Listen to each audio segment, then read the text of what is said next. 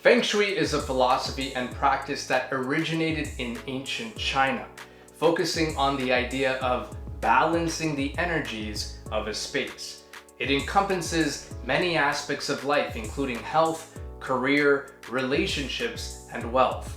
Its modern interpretation has become popular in Western countries as well, with many people turning to Feng Shui to cultivate harmony in their homes and their workplaces.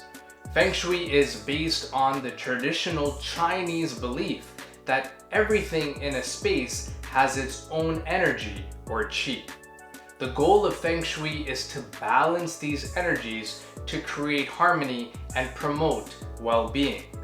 To do this, practitioners look at the arrangement of furniture, the placement of doors and windows, direction of rooms, and other aspects of a space. They may also use symbols and colors to enhance the energy flow in a room.